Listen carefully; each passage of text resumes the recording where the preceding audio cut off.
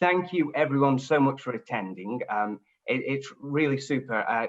Granted, it's around physics and science, but I think what we then go on to, which is where my career has taken me, is around the environmental field. So perhaps when I was your age, I think 13, 14, physics in isolation was not something that I thought would be relevant to me. I didn't think I was the brightest one in the class. I certainly wasn't the brightest one in the class. But, you know, here I am now kind of utilizing it day in, day out. So yeah, a light bulb moment. As I'm sure the name is relevant. I'd like to kick off though with just a couple of stats. I know we always hear these doom and gloom climate change stats, but they really do help to see kind of, you know, the beast that we're dealing with. So 2/3 of extreme weather conditions in the last 20 years were influenced by humans. So 2/3, obviously, that's excessive. 60% of wildlife has gone in the last 40 years, population-wise.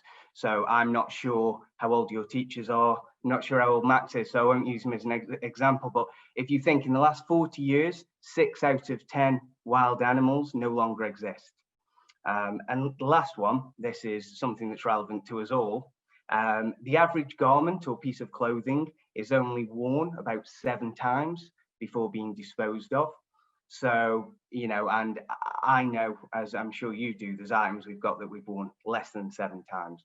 So, you know, the issues are growing and getting bigger, and the steps we're taking, you know, need to improve and speed up on. Let's get us past the first one. Great. Okay, so initially we'll talk about lighting and transfer of energy. Then we'll talk about my career path. It's not too boring, I promise. Next, we'll talk about the industry demand and required qualities from you guys and girls. And then we'll finish off with entry routes to the environmental industry, different ways you can approach that. It's such a vast field that there's no, you know, one size fits all here, which is great because there's so many avenues for so many different people. It's not just for those who are ultra academic. There are many other ways into it, and many ways have been really successful in it. So that's an important thing to remember. Don't just think physics, not for me, I can't partake. It really isn't the case. Okay, so the company I work for, I won't go too much into detail here, but we're low carbon workspaces, and basically we give money to companies to help them reduce their energy costs. So this is usually done by replacing an older technology with a newer one. So an example is LED lighting. As you all know, older lights use more energy. If we swap them for LEDs, well, we still get the same output, we still get that light, but importantly, we're not using you know, a fraction of the energy. Great, so low carbon, what we've done, 17,500 tons of CO2. It's a big number. People don't usually know, well, what does this look like, 17,500 tons. I've put a little cheat sheet there on the side of African elephants. People really like to work in African elephants. So often in the office, we will be referring to African elephants. Anyone listening in must just think, wow, what an interesting job he has. Not that interesting, but effectively, we can say perhaps about 3,000 African elephants is the kind of CO2 we're talking about, not going into the atmosphere. So big number. Energy bills, this one's important to the businesses themselves. £6.5 million off energy bills. So that's just through making these kind of interventions, maybe swapping the boiler, getting an electric vehicle, double glazing, you name it. If it'll save energy, that's the kind of thing we support. These 487 businesses, so, you know, a fair number. There's far more out there that aren't taking steps, so that's kind of where we need to focus our energy. 62 tons of nitrogen oxide. No one has to remember any of these or care what they are. All I'd say is nitrous oxide is really bad for respiratory issues, it's bad for the lungs, so when this is breathed in, this really does shorten life. And lastly, 2 tons of PM10.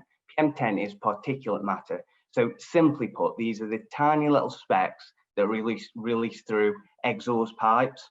It also comes from tires. So when tires bulge, All that fibre that has kind of come off on the road and in the air is being breathed in. And once it enters your body, it doesn't come out. It's kind of captured in the lungs, taken around the body, and there it remains trapped. I think what really key here is that actually it takes away just over 2 years of life from everyone in the UK. So this isn't an issue whereby we often think, is it a developing world problem? Is this something that, it's not relevant to us here in the UK? Well, actually, all of our loved ones and even ourselves, we're losing about 2 years just like that. So we don't even get a say there. So this is how important a subject it is really to everyone. So that's kind of what we do. Not going to go on any more about that, but so you know the kind of industry I'm working in. Okay, so I had sent out for some preliminary work to look at the light bulb and perhaps the Sankey diagram. We'll cover it quickly here. Effectively what we have though on the left, that's kind of the light bulb we want, doing the primary purpose of a light bulb, which is to provide light. What we actually get though is what we see on the right, and that's light with heat being red, in case you missed it. So, this is something whereby the user does not want heat. If your parents say, put the heating on, you don't turn the lamps on, do you? However, we all know if we don't have LEDs and you put a light on, after 5 or 10 minutes, that's really hot to the touch. Well, that's all wasted, inefficient energy. And that's kind of what we look at low carbon, is all about the inefficiency. So it's self-explanatory, isn't it?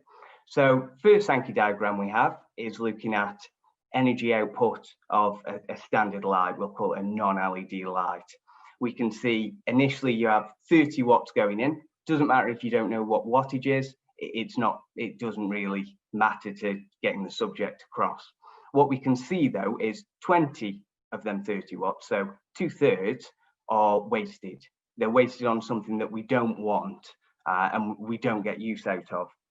And only 10 watts is actually used for the primary purpose of the technology we're installing, which in this case is lighting. This in isolation, just one light, you think, well, yeah, it's tiny, it's insignificant, it won't make a difference. However, what's beautiful about lights is, in companies, they have tens of thousands of them, and each year they are hemorrhaging, really wasting so much money just through something that does not exist. So, companies are always talking about ways they can cut costs. This often comes down lower on the priority, which is interesting in itself. It kind of, I think, perhaps focuses around the fact that, environmental programs are often viewed wrongfully as being perhaps holistic. They're nice to have for a business, but they're not essential. That's not going to make the difference in the success of that business, is their perception. This is not the case, of course, because when you add this to their heating bill, to their processing, if they're in manufacturing, say, every kind of element and activity of that business will be just like this Sankey diagram. It doesn't matter what it is or how complex it is, we can always strip it down to its key fundamentals, which very much demonstrate this. So I'm now going to put on there we go. So that's an LED light. I'll just give you a couple of seconds whilst I take a sip of my tea. Okay, super. So there we can see we've got 10 watts going in. So already that's a 2/3 improvement on the 30 watts. In addition, we can also say the efficiency of that bottom one. 8 watts is useful of the 10 watts total. So we can say it's 80% efficient. Looking at, and therefore 20% is wasted still, which not a lot we can do about that. Looking at the one above, well, the original light is only 33% efficient. So that kind of shows you that, when it gets to its destination, already we've lost it with no gain to the business or household or whoever it is using this, because we all use energy. Right, great. So that's it for the Sankey diagram. It was the most boring part, but it is key. It's the fact that, that kind of represents what all we do as a program. And we run a multi-million-pound program just on those principles.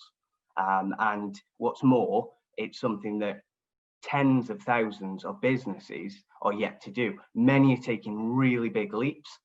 Certainly in 2020, we all know that, you know, so many big names are coming out now to share with us what they're going to do for us, the consumers, to improve their energy efficiencies and carbon footprint.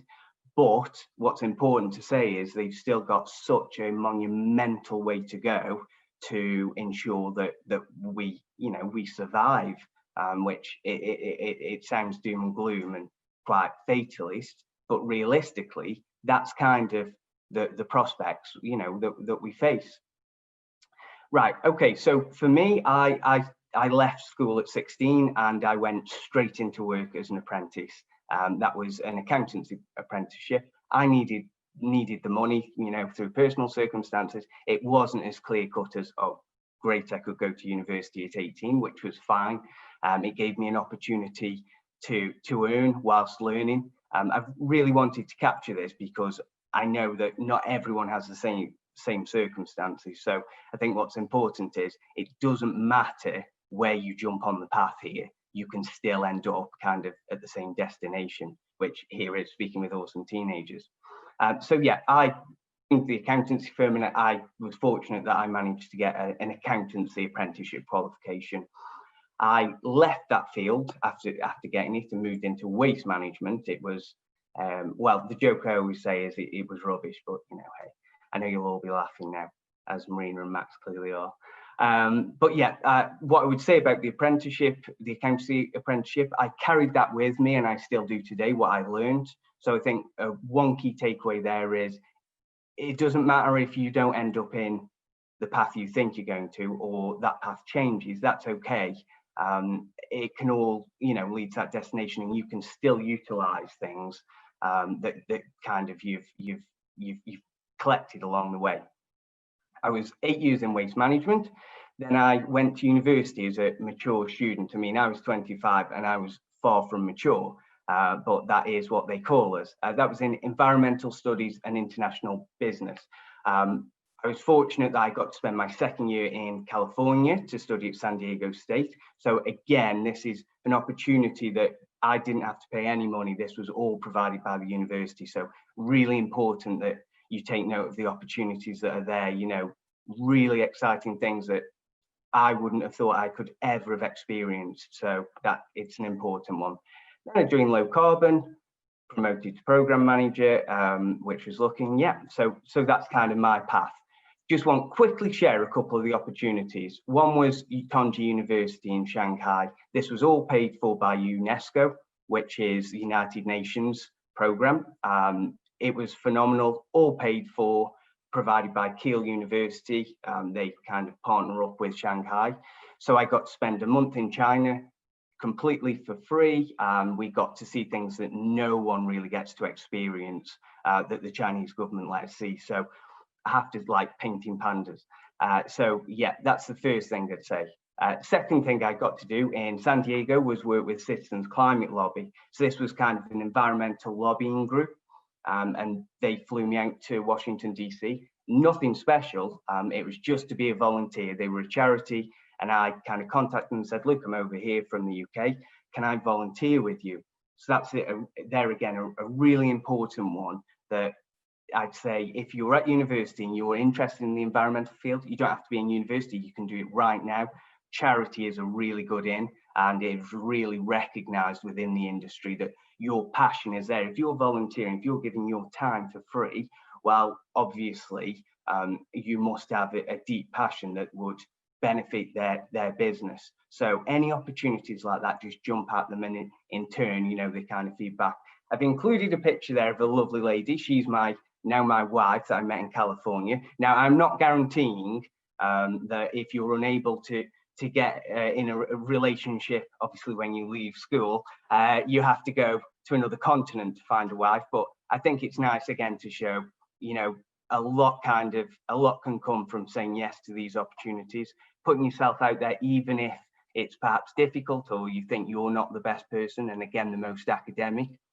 does not matter at all. You just put yourself out there, and the opportunities, they really do come about. There's far more than when you start scratching the surface.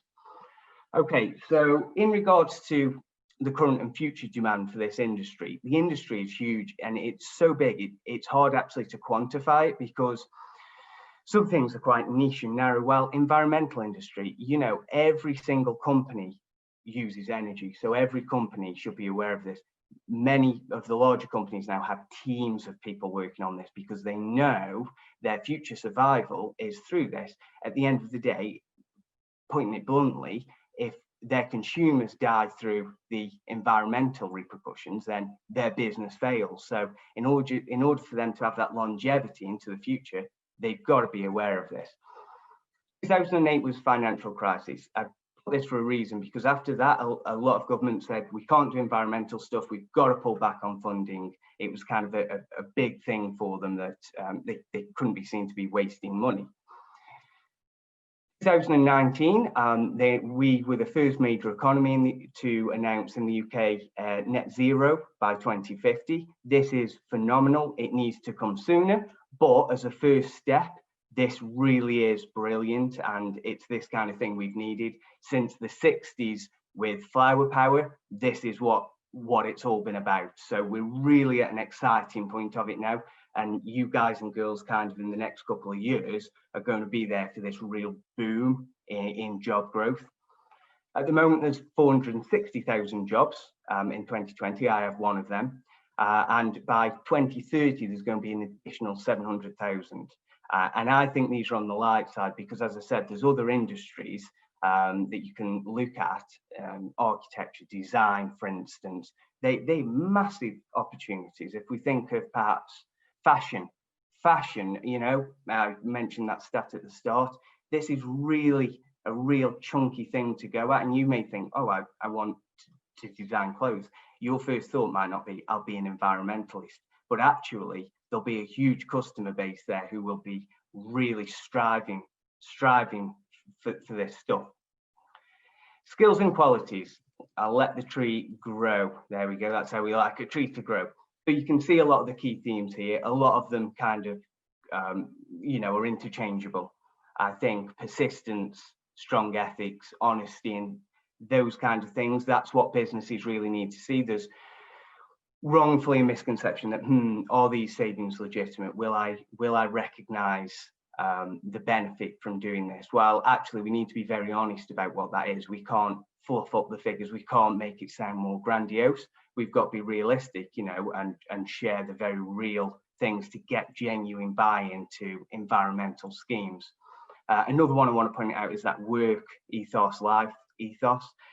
It's important with any kind of role in the environment that what you do, you take home with you, and vice versa. There's a belief that, well, I can't do anything on my own, it's not going to be enough. Well, actually, it really is, because what you start to do is other parts of your life where it has a ripple effect, you start noticing these opportunities, and that in turn will really feed into your mainstream career. So going to wrap up with entry routes. Okay, university. I won't read through the degrees, you can see them there, but I could have added far more to this. As I said, fashion's one that's really essential at the moment. Even IT, designing more efficient systems, more efficient servers, that, with kind of 5G, 6G, where we're going in the future, this is going to be such an important avenue to tackle. Apprenticeships, yep. So as I said, you don't just have to be the most academic. I certainly wasn't. So there's no need for that. Enthusiasm will win the day. And apprenticeships let you learn on the job, also give you the benefit of earning it, as you go. You will know far more about apprenticeships now than I do, just a couple there. Yeah, as I said, volunteering, it's a must, I'd say. Find something that you're passionate about. There'll be something, and it doesn't mean you have to travel. There's a lot of things you can do remotely as a volunteer and still get that recognition. And I can promise you, if you came to my team with any kind of voluntary work in the environmental sector, you would certainly be at the top of the list, because already I know you get it. Anyone can go to school really, but actually volunteering your own time for nothing, that really speaks wonders. So I can't stress that enough. And the very last one is you could also just make your own route. You know, it's, again, there's no conventional way to do this. This is a growing, developing industry. It's evolving year on year, as we've seen from last year to this year. And I know you will all know of Greta. She, you know, she's wicked. She's awesome. She's everything we need young people to be, and everything that many young people are. I think the average age of board directors in the UK, so those who are running our companies, is about 60. Nothing wrong with that, of course. But what it does say is that these are people that perhaps have been there for a long time. They'll sometimes be set in their ways. They'll know their way of doing it that works, but they will need new ideas. And with the sheer growth globally that there is in the environmental field, well, it really is something that you could run at. And if you want to work out the UK, you absolutely can. They're desperate for people working on this, and also those with a UK education, rightfully or wrongfully, but opportunities abroad really, you know, are strong. So it's a great market to get in, where there is a real big skills gap. Thank you very much. I think we are there to questions. Whew. That's fantastic. Okay. So so we've got questions. We've got plenty of questions, and it's great to hear you speak about the subject with such enthusiasm. First question we've got is, do you have a GCSE in physics? No. Okay. And this is good. Not at all. Not at all. When I was in class, I must say science was one that I struggled a little more with. To be perfectly candid, it was. I love numbers, but that didn't mean I necessarily did well in maths either at GCSE. And I did like, I have to say, I like the tree that you put up. And some students that are on this session may have seen me on other sessions, and we've talked about this before. The one in the middle, which is about resilience, is really important, because we talked about opportunities. And Daniel mentioned about the fact that he went to university as a mature student. I mean, he was still young, but it's considered a mature student. That kind of shows you the possibilities that are out there. To start university or to do a degree, you don't have to do it at 18. You can go into the workplace and find your way and find what you like to do, and still go and do a degree later on. Same with apprenticeships as well. They're very similar in terms of the fact that you don't have to be a certain age to start them, and you don't lose out on that opportunity. But it is about finding your way and finding what you're passionate about. And Daniel spoke about it at the beginning. It's find what you enjoy and then do that. And obviously Daniel enjoys this. So we've got a couple more questions. Now, when we think about science, what unexpected jobs involve science? We've seen yours, which is actually probably quite, I don't want to say a new job, but it's more at the forefront nowadays because of how our climate is and the changes that we need to make. So there's two questions. What unexpected jobs involve science? And then I've got a really tough one for you. Somebody has asked, and they're from the Council Academy, so they may be here today. Can we ever go back to how it was? The good old days. Okay, so firstly, the question, interesting jobs with science. I guess by its very nature, it is always at the forefront, isn't it, of discovery and invention. So by the nature of it, it kind of, I guess it fits that this is where it's at. I'll speak from an environmental point of view. I remember being in San Diego. Someone else was, who was a science major. They were collecting swamp water. So that's quite interesting, dependent on, you know, I'd still collect swamp water in Southern California because it's beautiful sun, you know, beaming down on you, nice people, nice food. So I guess that's a bit kooky. As for can it ever go back to the way it was, it depends when we mean back. If we're talking before the Industrial Revolution, so more than 250 years, then no, but I suspect that wasn't what they were referring to. I think we can't go back to how it was in, say, the 80s and 90s. But what I would say, a lot of our core values, if you ask your grandparents or great-grandparents of what life was like when they were younger, I think it's really interesting what key themes are still with us or are coming about like it's some revolutionary idea. Milk bottles, take that as a simple example. Glass bottles that you return. I mean, we're doing that now with cups to to the coffee shop. We have our own permanent cups, don't we, that we take, and that's kind of a new phenomenon that we all do. Well, they were doing this in the 50s. During World War II, there was an awful lot of propaganda and, you know, kind of government messages around make, do and mend. That was, you know, stitching your clothes up, you know, obviously to a degree. This is something where I have to say, I would have had a hole in my jeans when I was perhaps 18, and I would have thrown them away for a tiny hole. Well, if we go back to how it was for our grandparents, that would not be an option. And it's something that, while small, kind of, again, if we kind of replicate that for the rest of our lives, then yes, it is possible. I think a lot of the efficiency we're dealing with can help us perhaps retain some things. So if we look at solar flights, for example, flying, yet really bad, as we all know, we all need to do less of it, myself included. But there again, those efficiencies actually could unlock some of these things that we think are important to our lives. And while some doors close, you know, others will open with new opportunities that will only really come about off the back of making these quite big, deep interventions. That's a really great question. There's some other very good questions here as well, and I'm conscious that we've got 3 minutes, so I'm going to ask you a couple. Go for it. So one of them is it's a comment, but there's also a question: is engineers maybe got us into this environmental pickle, but are now going to find our solutions to get out of this? Do you agree with that? And then also, some devices, for example, cars that are environmentally friendly, are a lot more expensive than others. And do you think this is a hindrance when getting people to be more environmentally friendly? These questions are superb. They are, did not expect them at this kind of caliber. Okay, so on the electric car front, really good question. You're quite right. This just is not affordable to the majority of the UK. It might be for some who can say, yep, I'm green, I've got a job that pays 100k a year. But not all of us have such a job, do we? It's certainly out of my price range. Those prices will come down. If we look at the horse and cart was here for hundreds of years. If we look at the automobile as we know it, it's been here for, say, 120 years. If we actually look at electric vehicles, they've not been about that long, and the transformation is going to be significantly quicker than the automobile was from the horse and cart. So in another 10 years, it will be a lot more competitive in regards to electric vehicles. Engineers, yep, it's a brilliant question. I think what's important to remember is engineers don't tell us how to use some of the things they do. It's often at the exploitation of businesses.